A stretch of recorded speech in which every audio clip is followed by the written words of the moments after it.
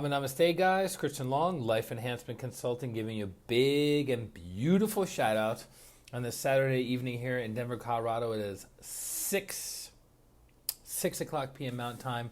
We're jumping on for a daily dose of growth challenges designed to grow your soul and help you become a better person. Karen gets the brownie point for today, being the first one on. Lori, Namaste. Welcome, welcome, welcome. I was reading through some of your comments for the challenge on the video today. Very, very nice. Some of you studied it extensively. Some of you saw a little bit of the movie. Some of you saw the entire bit. Actually, most of you saw the entire video, if I remember correctly. So that's nice. So our challenge for today, of the 33 challenges, was to watch this Tibetan yogi documentary that came out in 2004. It's about an hour and 15 minutes long, and kind of giving you an explanation of who these great yogis are and what do they do and how do they get to the point of their level of development. Joanna, Namaste. How was the 4 hours of mowing the lawn? Not interested in that. Personally, some people love mowing the lawn. Like Forrest Gump was all about mowing the lawn in the movie Forrest Gump. That was his retirement, was mowing the lawn after making his millions of dollars with bubblegum shrimp. Lori, you did it. Yay. That's nice. I remember this documentary was shared with me by one of my mentors, Suresh, Namaste. This would have been in 2005. I was going over to his apartment in Sarasota, Florida, and we were just shooting the breeze as usual. And he says, hey, there's this documentary that I think you should watch. And he put it in he had a DVD player. Does anyone know what a DVD player is anymore? It's like little CDs, like little bright, sparkly, silvery things that are flat like pancakes, and you put them into, like a computer, or you put them into known as a hard drive or something like that. And you watch something. So there was no such thing as on demand back in the Dizzy. And him and I sat down and we watched it, and I was utterly fascinated by these great teachers. Now, at the time, I didn't have the training, I didn't have the understanding, I didn't have the background to why they were doing what they were doing. And I remember thinking to myself, man, these guys are in complete isolation for 10 years, 20 years, sometimes 50 years with no human contact, with their eyes closed, starving their physical bodies. That sounds like pure and utter misery. What are they doing? Right? Because as an untrained Westerner, I just think they're closing their eyes and that's it. Right? I just think that they're closing their eyes and then that's it. And, Joanna posted pictures of her lawn. I like that. That's nice. And I just was so fascinated by that. Did it? Love the doc. Thank you for sharing. Oh, you're very, very welcome. My pleasure. And as I've been more trained and advanced and hopefully developed more in my own spiritual practice and in my own life, I have a greater respect and appreciation for these great yogis than ever before. And one of my favorite places in Denver, Colorado, or in Colorado, is called Crestone, which is about 3 hours south of Denver. And it's the quote-unquote, Namaste, the most spiritualized center or spiritualized place in all of Colorado, because they have these mountains, and built into the mountains is quartz crystals, and crystals amplify and magnify energy. And there's over a dozen spiritual centers within Crestone and a population of 250 people. So it's a teeny tiny town with a tremendous amount of spiritual energy and spiritual practitioners that are impregnating those quartz crystals with divine energy, divine energy, divine energy. Also, the crystals are absorbing the solar energy. They're absorbing air prana, right? So it's really, really an amazing place. And so the original spiritual center in Crestone was the Tibetan center. And if you go there's a road that you go from downtown, you drive the road. On the left side of the road is the mountain, and then you have a break in the mountain, and then you have a spiritual center. Then you keep going down the road, you're against the mountain, then there's a break in the mountain, another spiritual center. And to the right of you is a cliff, it's maybe a couple 100 feet. So obviously you don't want to drive off the cliff.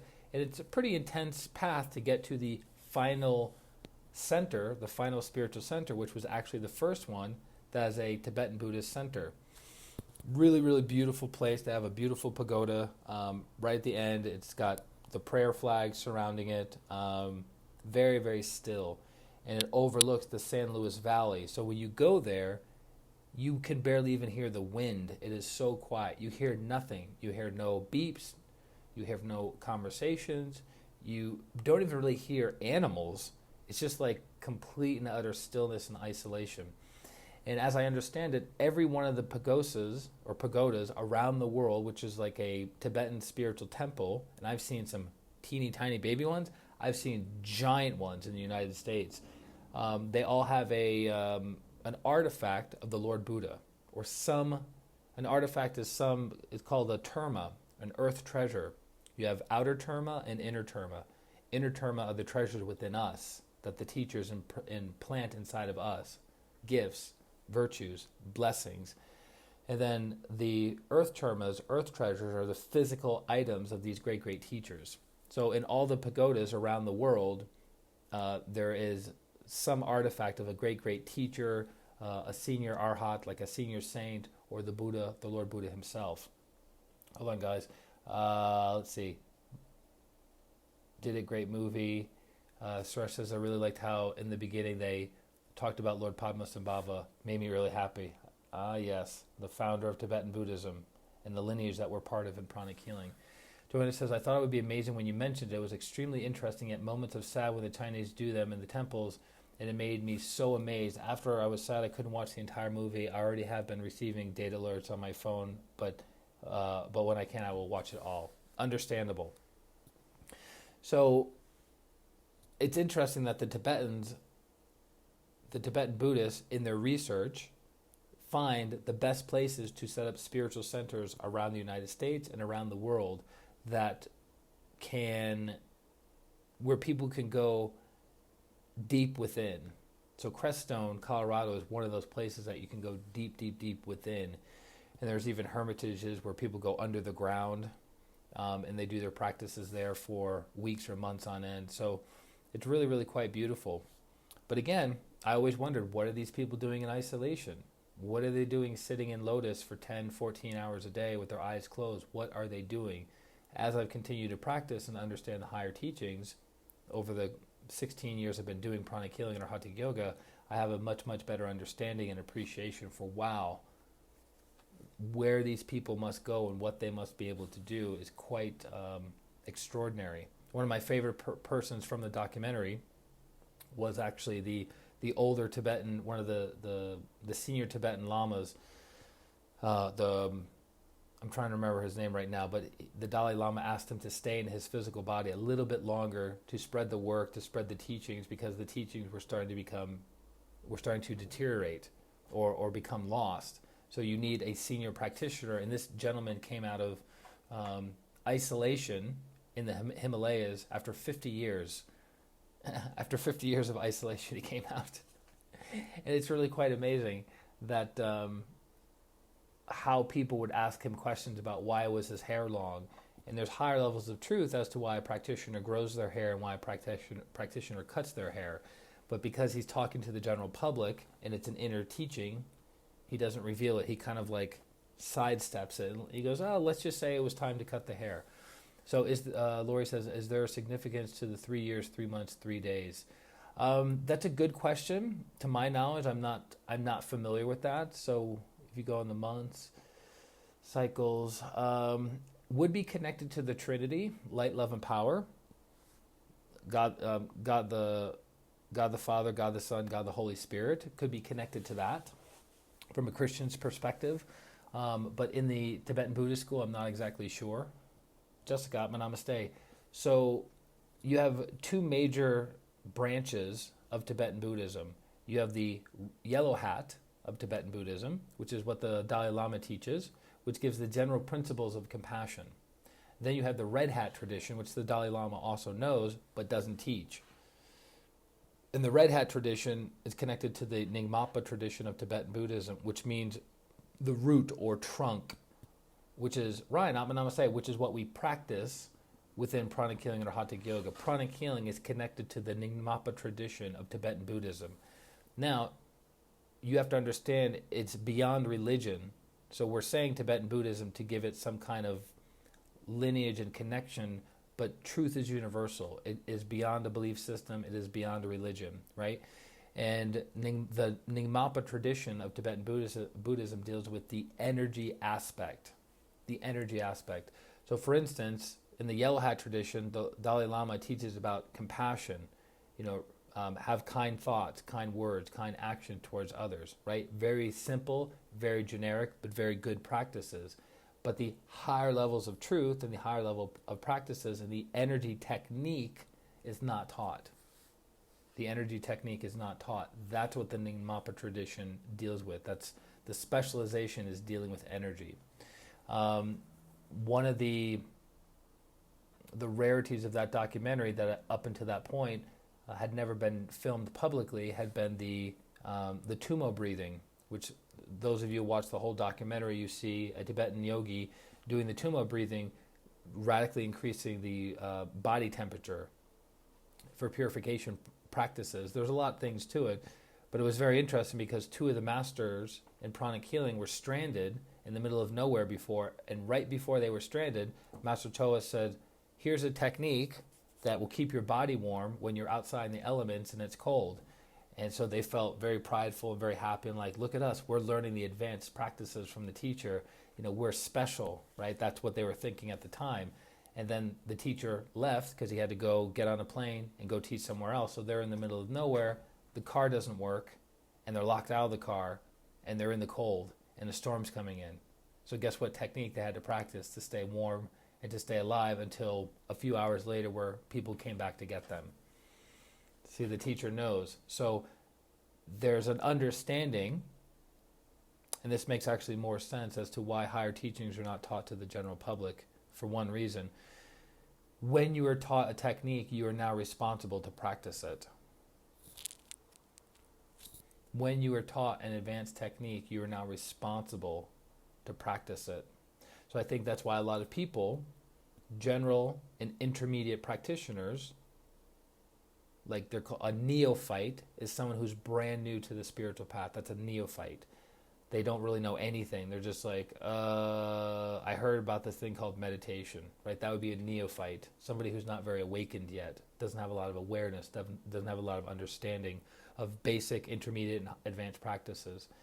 So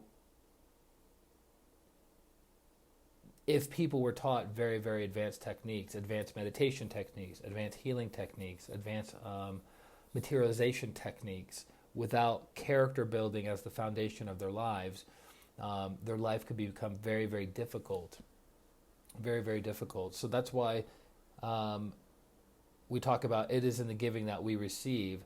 So if a person is ready, willing, and able to share the gifts that they currently have, then as they share, more will be given to them. But if they're not ready, not willing, or unable to share what they currently have of understanding that can help other people, then the point of giving them more information, more energy, more teachings, more techniques would be wasted, right? So that's called pearls before swine in the Bible, which is quite fascinating because the pearls are priceless spiritual teachings and blessings, right? Pearls before swine. And swine represents people who have not mastered the lower nature, who are still controlled and dominated by their lower nature. But this documentary, again, came out in 2004, The Yogis of Tibet. Excellent, excellent documentary. These are very, very advanced teachers. They do not specialize in energy healing as taught in pranic healing. They have other practices that they have perfected over the course of their lives, 20, 30, 40, 50 years or longer, depending upon the practitioners.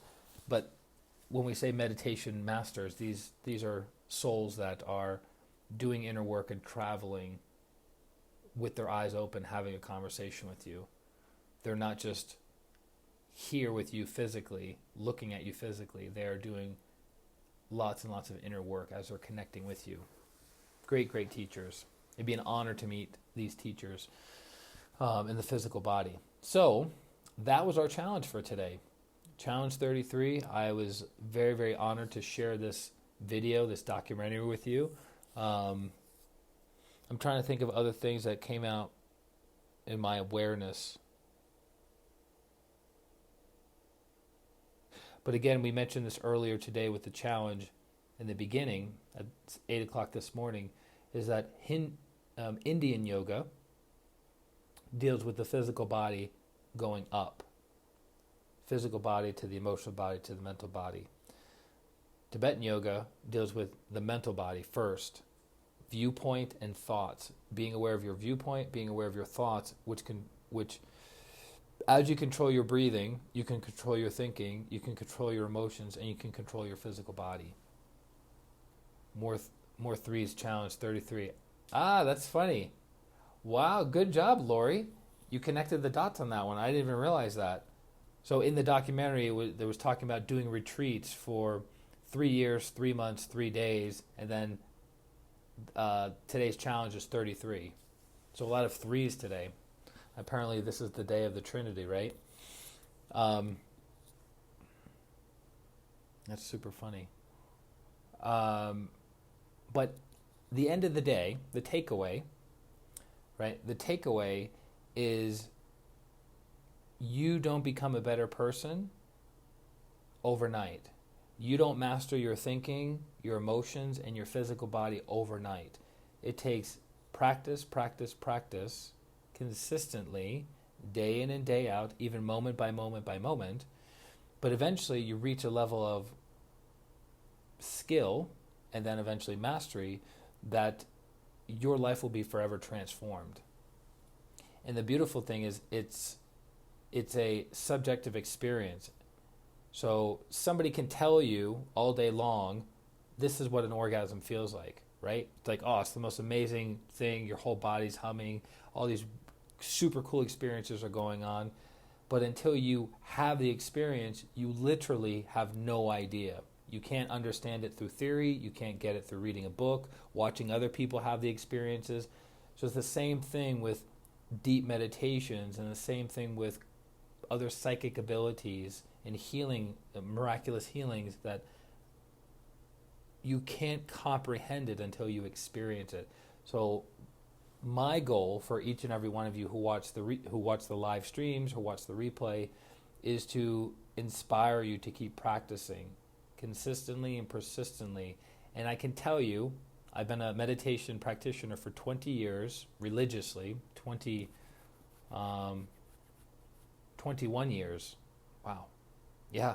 I've been this past birthday was 21 years as a spiritual practitioner. And it gets better and better and better every year. And the more people that I've seen on the path practice these tools, these techniques and teachings, their lives improve. But the people who take their foot off the pedal, the people who become distracted, the people that say I have better things to do, the people that say this isn't for me, and I always think to myself, what's not for you? Mastering your thinking, mastering your feeling, mastering your physical body. How is that not for you? I always wonder that, always. But as I study and grow and evolve, I can see the blind spots that people have. And I have compassion for them and patience and tolerance and all that. But it's worth it. Inner work and inner growth is always worth it. It's not easy, and it doesn't happen overnight. This isn't like, this isn't the microwave world of like, okay, I want to master my thoughts, my feelings, and my physical body, and I want it now. It doesn't work that way. Briyat Namaste. It doesn't work that way. But it's completely worth it. For those of you who've been doing the meditations the past, 2 or 3 months, where you weren't regular with any meditation practice, what's the fruit? Has it been good? Has it been beneficial? Has it given you more inner peace, more understanding of who and what you are, more compassion and forgiveness towards others and self, right? And that's just in 3 months of regular practice. Think about if you were practicing higher practices for many, many years. Where would you be? How would you perceive the world? How would you perceive yourself? How would you perceive others? Right? It's I mentioned a few months ago in one of the streams that my ordinary state, as I am now, right, talking to you guys on the stream, is deeper than my deepest meditations 10 years ago. So my ordinary functioning state, my thinking, my feelings, is deeper and more blissful and more joyful now than my deepest meditations were 10 years ago. But what if I stopped meditating 8 years ago? Where would my growth be? Where would my understanding be? Where would my development be? How could I help other people? Right? So that's our goal on these live streams every single day. A little bit more inspiration, a little bit more planting seeds, a little bit more, hey guys, let's meditate. Let's do a challenge. Let's reflect. Let's do service. Let's do tithing. Let's look into the darkness of our lives, shine the light of our consciousness there, dispel the darkness, and become illuminated. So something that was once very difficult for us to understand, now we have understanding, right? And Jessica says, that's why I want to retreat in solitude. I feel I need that so much. Yeah, and there's nothing wrong with that. There's nothing wrong with wanting to go into the mountains for a period of time, elevate, be in a cleaner environment, less thoughts, less contamination, less etheric noise. And you can just sit, be still, and know who you truly are. But you have to be ready for that. Some people don't like that. I know many people have done 10-day Vipassana meditations where you do what? There's no talking. You just sit, you stare at a wall, and you be aware of your breathing. But because there's not a lot of preparatory work, and because there's not a lot of healing that takes place, people become overwhelmed with their negative thoughts and negative feelings. And the first 4 days are very, very, very difficult for people to get over, right? But if you have preparatory work and you have healing tools, you can accelerate that process of awareness and getting into the groove, if you will. So instead of going through 4 days of suffering, maybe half a day you're kind of getting into it. And then the rest of the 9.5 days of the 10-day Vipassana retreat, you can practice a tremendous amount of stillness and gain a tremendous amount of awareness of who and what you are. Silence used to make me nuts, now I want it. Exactly. That, Jessica, is huge. That's a huge realization that because you've been purifying, because you've been doing inner work, because you've been meditating regularly, your energy body is cleaner and cleaner and cleaner, and now you're yearning, right? That's what the spiritual path is, yearning for oneness.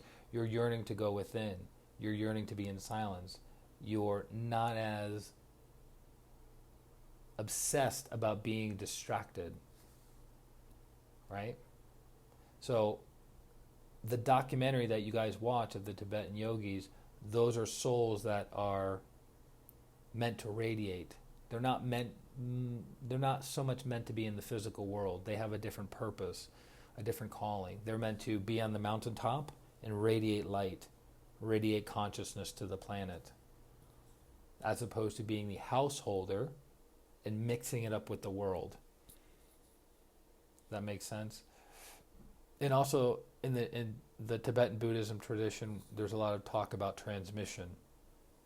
Energy from the lineage going through the teacher, going into the disciple through the words. So the teacher, the guide, will use his words, his throat chakra, and the energy of certain mantras to impregnate the student with light, to dispel the darkness within the student, so the student can become illuminated much, much faster. So that's another popular practice within the Tibetan Buddhist tradition called transmission. So I'm glad you guys watched it. I'm glad seeds were planted within your consciousness. And who knows, it may take many, many years for some of those seeds to materialize. I remember early on in my spiritual practice, I saw things in my meditations that I would go to my mentors at the time and I would say, hey, I saw this, I experienced this. What was that? And they said, oh, that's a virtue being planted inside of you. That's a quality being implanted inside of you by the teacher or teachers. And I go, really? I go, yeah, it'll take a while for it to manifest.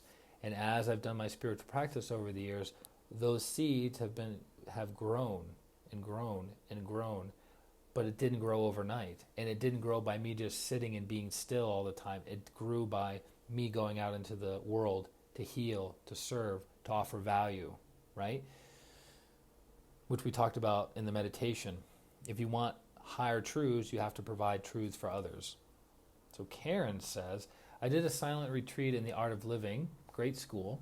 It was the best thing I've done. It eliminates so much of the inner chatter and eliminates that fatigue that we carry with us from everyday worries and stresses. You leave feeling very energized and peaceful. Correct. Yeah, because there is a tremendous amount of power in stillness, but most of us are not trained on how to access stillness, because stillness is what? The unmanifested. What's in the unmanifested? Everything. Right? Most people don't know how to access stillness. So yeah, Vipassana retreats can be very, very good. Silent retreats can be very, very good. If you spend a day, I don't know if I can do it now because I'm teaching, but if you spend a day, 2 days, 3 days, 4 days of not talking, every day that goes by of you not talking, you get to go deeper and deeper and deeper and deeper within you, and your consciousness expands in all directions when you close your eyes. It's like closing your eyes and you're entering a different plane of existence. It's really, really cool. But how often do we have time to go within? How often do we have time to not talk? Denise, Atma Namaste, welcome, welcome, welcome. So seems so calm and soft-spoken tonight. Correct.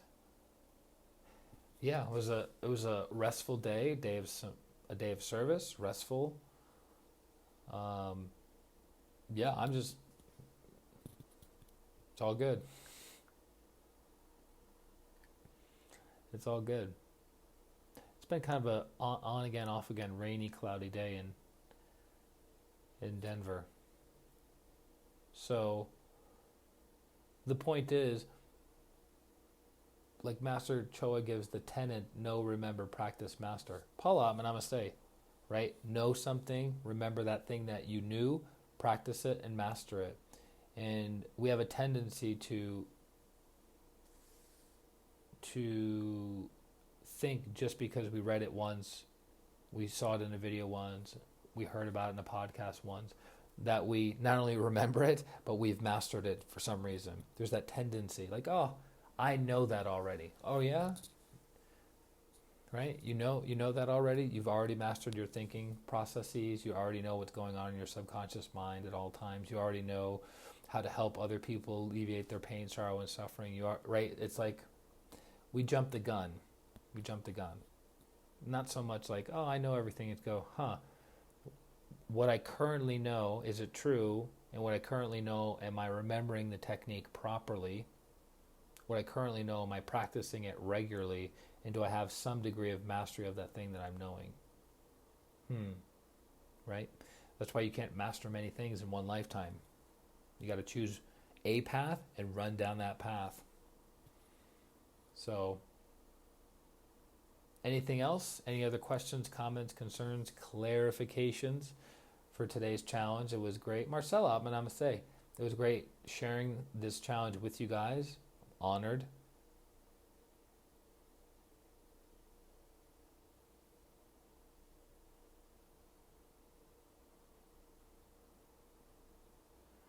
Keep practicing. That would be my biggest recommendation to each and every one of you. Keep practicing your physical exercises. Keep practicing your breathing exercises. Keep practicing your meditation practices. Keep practicing character building every day of your life. And you'll look back in 2 years, 5 years, 10 years, 15 years, 20 years and go, whoa, this was a good investment. My life turned out really, really well. Just a thought. Olivia, namaste. You're jumping on late, girl. We're done. The stream is over. So that being said, if I can assist you guys with your healing process or processes, feel free to contact me, ChristianRLong.com. It's my name, my website, easy to find me. Lots of information up there. Lots and lots of information up there. And you schedule consultation or healing, and then we work directly with each other. What was this? We work directly with each other on, Marcelo, you changed your profile picture, and you also added a very interesting Bitmoji with the Namaste. That's adorable. Perfect example. So look at Jessica, right? One of our challenges 3 weeks ago was to do 108 kick squats at any time of the day, but it would be better to do it after meditation. And she goes, I'm hitting week 3 of 108 kick squats. So every day, Jessica's been doing 108 kick squats, and it's been helping her. It's been grounding her. It's been helping with her physical body, strengthening her physical body, right? Because she chose to what? I'm going to know the technique. I'm going to remember to do the technique properly. I'm going to practice it, and then eventually have a level of mastery, right? Really, really cool. So good for her. So love you guys. Enjoy the rest of your phenomenal Saturday or Sunday morning, whenever you're watching this, if you're watching it live or watching the replay. If you need healing, reach out to me directly at ChristianRLong.com, and I look forward to serving you. And we'll have another challenge tomorrow, challenge number 34. Dun, dun, dun, dun, dun. What's it going to be? I have no clue. So I look forward to serving you guys. Christian Long, Life Enhancement Consultant. Wishing you a beautiful day, a beautiful week, and a beautiful life. Atma, Namaste. Bye-bye.